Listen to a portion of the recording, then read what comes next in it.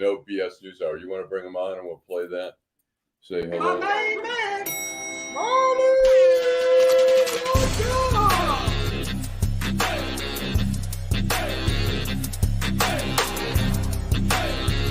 Nah. No bullshit!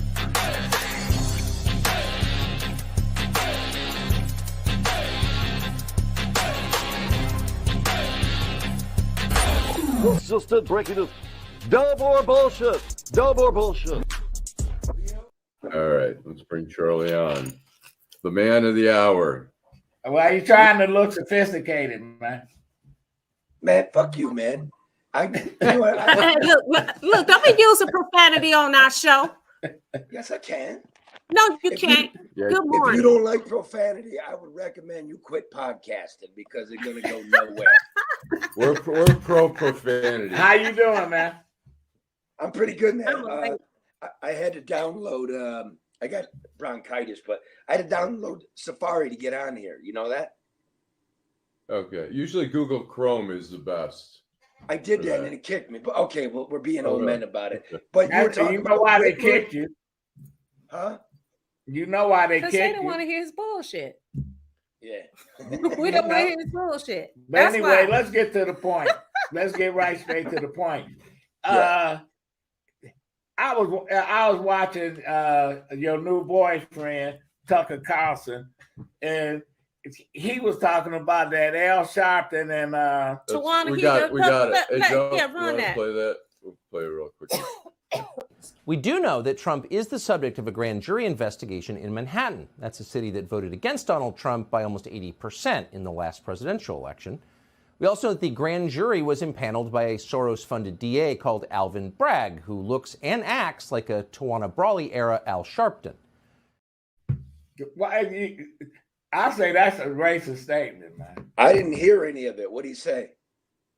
He said that the DA and Alvin Bragg. Alvin Bragg looked like a Al Sharpton when he was ran a Superfly. Tawana Brawley, Al Sharpton. That is era. And so, in essence, your guy, it came across very racist to me. And my question is, you guys are friends, right? Yeah. Okay. All right. And you represent Detroit very well. I mean, which is a predominantly Black city. How does that resonate with you, with this guy who sits on this show? Because I can't have no racist friends. I'm be very honest with you. What is this? How shit? can you? How do you reconcile? I don't. Having this kind of relationship with a guy. I didn't even hear the fucking clip. You want us to run it again so you can hear it? What you're doing, madam? I don't know you, right? I know the man. I don't know what he said, so you should get your show proper first before you sit here. Oh, why are you going to wait a minute. We're not doing this, sir. We're not going to do this, sir. You came on the show. I want to ask you a question. I want to ask you a question. Please. First of all, if you don't want to answer it, that's fine. Yak. Let me answer it. First of all, get your show together so I can actually hear what you're going to accuse me some other guy did. Okay? Do I know him? Yeah. Adolf's my friend. People say he says racist things. I'm not going to defend shit like that. You ask me about me, and that's what you can do. Okay? Beautiful. Next question. All right, Charlie. That's ridiculous. That's why you're having me on.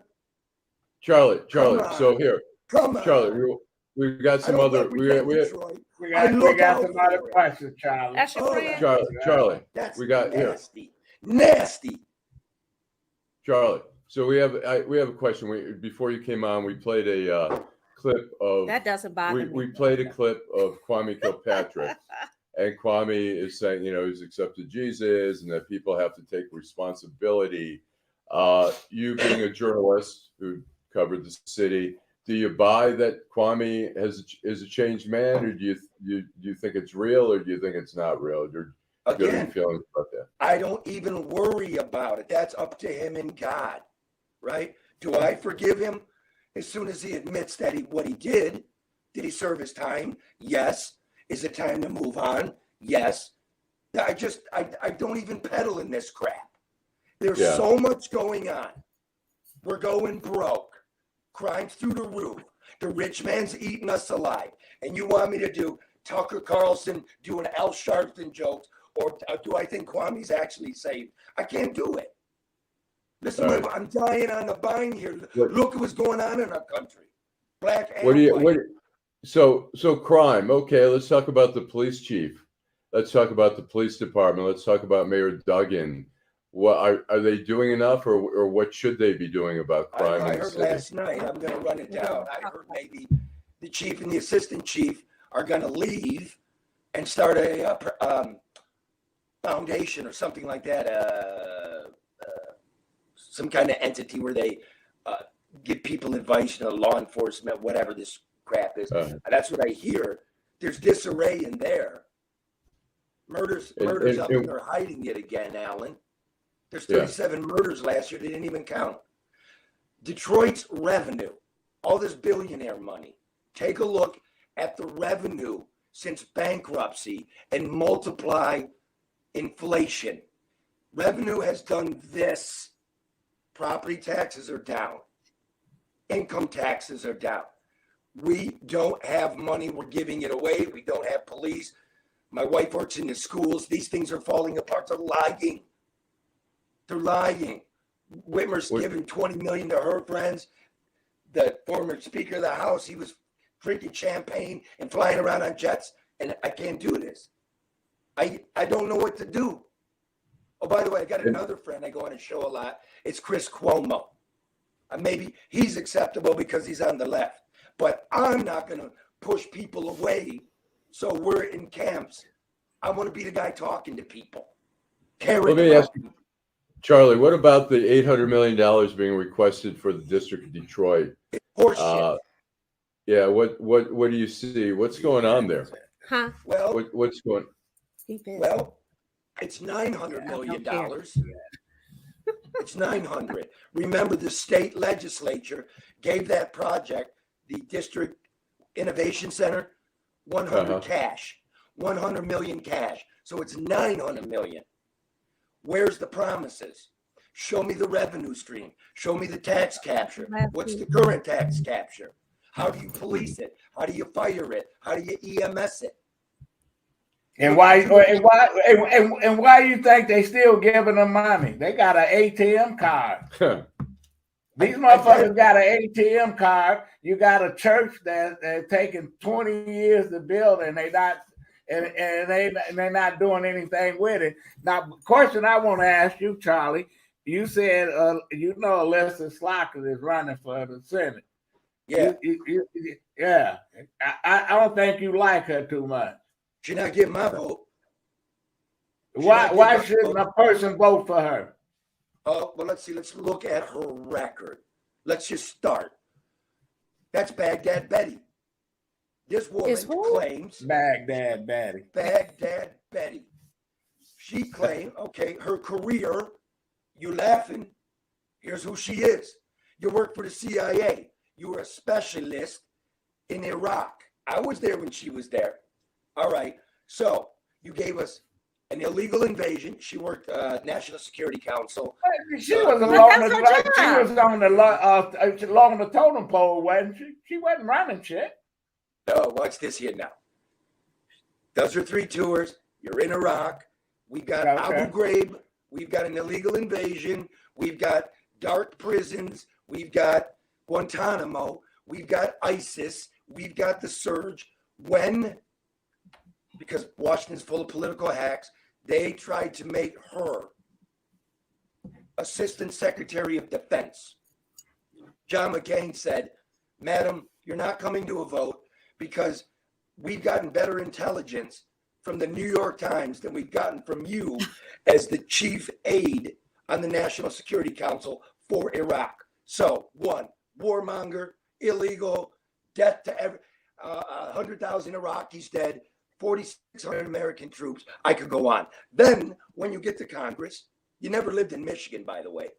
You never lived in Michigan. You went to Cranbrook, then you went to the Ivy League, then you moved to New York, then you moved to Washington, D.C. Is that a bad thing? That ain't a bad thing. Well, if you want to be the senator of Michigan, you should know Michigan. Well, Hillary didn't live in New York. So Charlie, let me ask you, who would be your person? Let's just let it work out. Let me finish this. Now, when you go to Congress, what'd you vote for? Inflation Reduction Act, which is a euphemism. It doesn't. The American Recovery Act, it blew the lid off the dollar. Every spending bill, we are in a hyperinflationary period. Alan, we worked together a long time. You know, I kept warning people about the debt. You can't print money. So this kind of bullshit establishment has to go. When you can walk the streets of this city, then you let me know and you give my vote.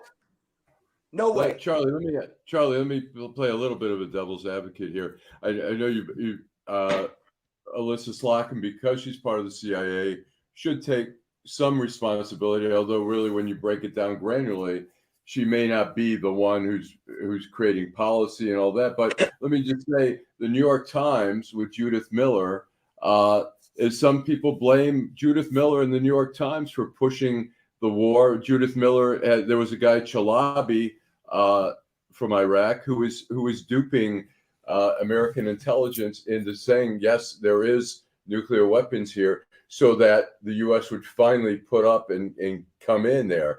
The New York Times, Judith Miller was really chastised. I was sitting next at a going away party for a FBI agent, an FBI official in D.C. I was sitting next to one of the New York Times reporters who was so angry at Judith Miller for what she had done during the war. And so does the whole New York Times take blame, or should Judith Miller? I guess I'm trying to see if there's some comparison there where Alyssa. No, there's no comparison.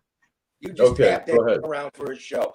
Judith Miller, first of all, the New York Times apologized for Judith Miller. They wrote a fucking retraction on the whole thing, a mea culpa. You are sitting, look up Judith Miller. I mean, Alyssa Slotkin. You don't even know who she is. Look up her record. You know what she was? The chief of staff for the National Security Council on Iraq. That's when she leaves the green zone, comes home, and ISIS explodes. She has no idea. So to talk, John McCain, to finish the quote, said we learned more from the New York Times and the Washington Post, if that's helpful to you. So Judith Miller is not running for my senator. Alyssa Slotkin is a creature of the machine. Which machine? CIA? The Republican Democratic, big money, rip us off, sound bites, go back, divide it up while we die out here machine. But isn't that all part of it? You look at the Republican Party and you got insane motherfuckers running the party. Yep. Yeah. The chair of the party, is she's certifiable. Look, I'll tell you what, I never threatened to kill my kids. And you know what? The election was not stolen. It was not stolen. So get over it. Let's move on and stop tearing this country down for political gain. All right, let me ask you this question. So what is the answer, Charlie? Because it sounds like you're disillusioned with both parties. So what's the answer? Let's just elect some people that'll do our business. I believe there's nothing wrong with the system. I believe it's a fine system. I'm not for tearing shit down. I believe the culture of politics and the culture of people is selfish and corrupt. And if we actually look to somebody not to gain for themselves, somebody that has some kind of knowledge, a little knowledge about the way we live, about police work, about money, about foreign affairs, then about the border, about education, not everything, but just somebody who's not selfish and hooking each other up. I know we can do that. Let me ask a question about the media, and I know you have some strong opinions about the media. And just to backtrack a drop, in 2003, I was at the Washington Post. I was at a party. My neighbor was throwing. She invited the whole Israeli embassy over there. It was right before the U.S. invaded Iraq. I was talking to a guy who was a lawyer, an Israeli lawyer, whose wife was in the embassy. He was not. And I said to him, I said, what do you think about, U.S. going into Iraq? And he said, we're not worried about Iraq. He goes, we don't think they have nuclear capability. He goes, secular nation. He goes, we're worried about Iran. Religious zealots. We think they have nuclear capability. I went the next morning to the foreign desk at the Washington Post and conveyed that conversation I had. The coverage didn't change. The New York Times coverage didn't really change at the time. And I know there has been some great reporting by both papers at the same time, but what's the state of the media that you see? What's going on with the media and what's? Well, wait, we were just going back to like the pre-Iraq invasion. What do you want me to talk about? That was a big one. Talk about the media today. What do you think about the media? Let's backtrack because you got me flat-footed with that. So it was the night before the invasion. There was a party, right? No, this was like a couple of months before the invasion. There was a party that the Israeli embassy was invited to. Who was throwing the party? It was a friend of mine, Aviva Kempner. She's a filmmaker. She's from Detroit, but she lives in the media. I would expect Viva to be working for the New York Times because that's what the media does now. They drink with these people. They're so. She's not in the media. I know. She's not in the media. But I'm trying to transition for you here, brother. Make Sure. a good show, Okay. Gotcha. The reporters drink in public with the public. Journalists drink in private with the public officials. And that's the problem. They all think they're the same clique. The reporters, the journalists don't realize that you are a lapdog at the foot of the table waiting for crumbs to come down. But since they're stroking you in their lap, you think you belong to the family. And the media has gone sideways because they won't honestly report to the people and present it to the people in a way in which they can understand. Everybody knows it.